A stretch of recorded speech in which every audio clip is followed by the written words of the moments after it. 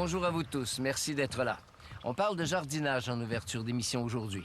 Une activité qui intéresse de plus en plus de Canadiens. Et avec les années, on est devenu plus exigeant. On peut comparer cela à ce qui s'est passé avec le pain, le café ou le fromage. On veut plus de choix. Et ça oblige les hybrideurs, les créateurs de nouvelles variétés de fleurs, à multiplier l'offre année après année. Et ces gens-là, ces créateurs, détiennent des droits sur leurs nouvelles plantes. On n'a pas le droit de les copier. Mais là, comme ailleurs, il y a des pirates. Reportage de Gilbert Bégin et de Jean-François Michaud.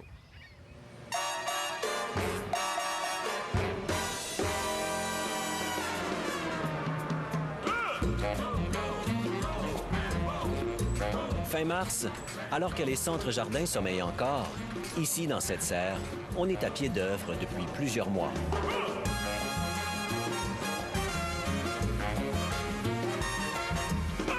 Vous êtes aux premières loges de la chaîne de production de fleurs annuelles.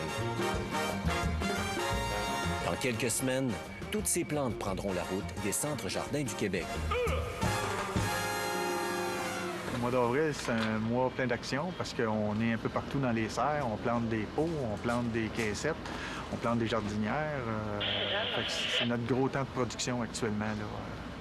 Vous n'avez pas 12 mois pour faire votre chiffre d'affaires, là? Absolument pas. On a un mois, on a à peu près 6 semaines pour faire notre chiffre d'affaires, mai et le milieu du mois de juin, que c'est tout là que ça se passe. Denis Wilson est un des géants de la bouture au Québec. Dès janvier, il reçoit par la poste 2 millions de bouts de plantes qu'il met en terre pour ensuite les revendre aux producteurs du Québec. Oh oui! Il cherche chaque année la nouveauté, la plante qui fera craquer le consommateur. Oh oui! Cet été, voici ce qui sera peut-être la star de vos annuels.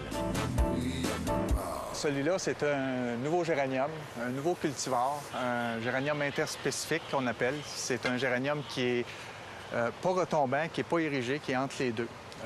Sa particularité, il se nomme Calliope Dark Red, géranium Calliope Dark Red. Et c'est un rouge très foncé. C'est le plus foncé des rouges qu'on a actuellement sur le marché. Ce géranium est une invention de la compagnie Syngenta. Denis a commandé 35 000 de ces jeunes pousses. Il en vendra 35 000. Pas une de plus. Pourquoi? Parce que ce géranium est maintenant protégé par une loi. Interdit de le bouturer soi-même et d'en faire des copies. Un peu comme la musique, les plantes ont aussi leur droit d'auteur. Un marché de plus en plus important. L'horticulture ornementale est en pleine croissance. Au Québec seulement, les ventes augmentent de 10 % par année depuis 25 ans. Cette manne a amené sur le marché quantité de nouvelles variétés. Ceux qui développent ces nouveaux cultivars, les hybrideurs, brevettent leurs trouvailles et collectent ensuite des redevances sur la vente de chaque bouture. Un marché de 40 millions de dollars en Amérique du Nord seulement. Ben oui. Oh oui. Avant, Denis Wilson était autorisé à prélever ses boutures sur des plants mères comme ceux-ci.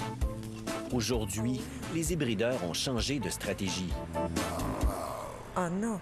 Malheureusement, là, c'est de plus en plus porté à disparaître parce que les compagnies cherchent plus à nous envoyer des boutures d'un peu partout dans le monde. Pour eux, c'est plus rentable de nous faire parvenir de la bouture qu'ils cultivent dans les pays chauds.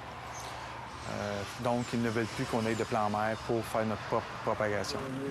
Désormais, les hybrideurs réalisent eux-mêmes les boutures et concentrent leurs opérations dans les pays d'Afrique et d'Amérique du Sud. On peut en prendre 25, on peut en prendre 30 sur le plan mère, mais c'est pas précis comme eux, s'ils nous envoient 500 boutures, ils vont nous charger 500 royautés.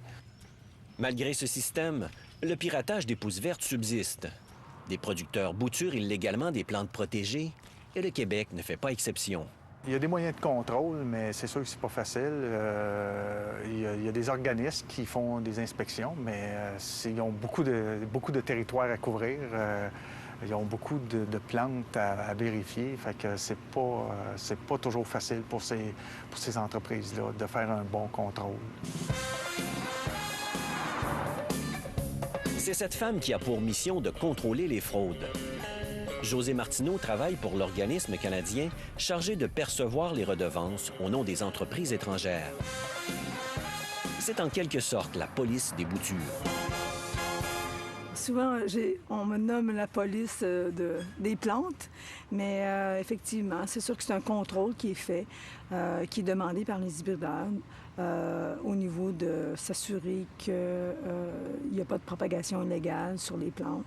Et ceux qui sont permises d'être propagés, les producteurs ont une licence appropriée à ce moment-là. Alors, sur une ligne, tu en as combien?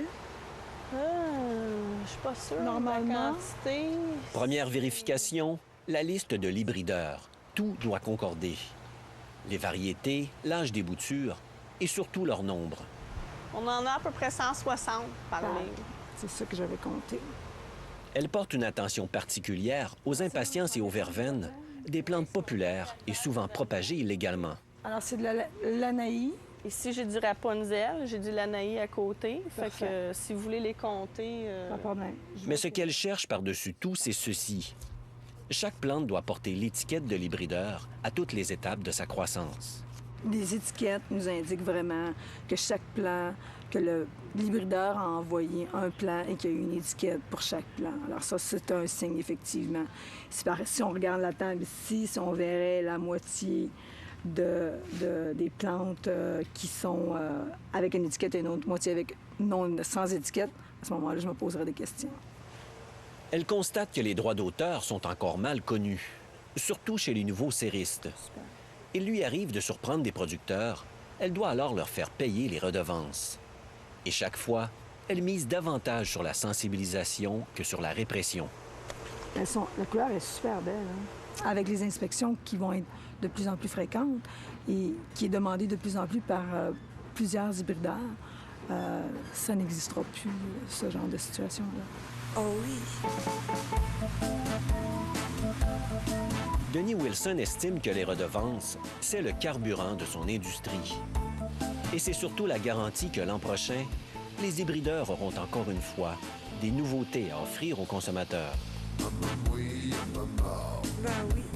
Les producteurs sont de plus en plus conscients que le consommateur veut de la nouveauté, veulent des belles plantes, des bonnes plantes. Fait que tout ça ensemble fait qu'on n'a pas le choix. Il faut investir dans l'industrie pour avoir des meilleurs produits et d'avoir des nouveautés, ce qui est très important aussi.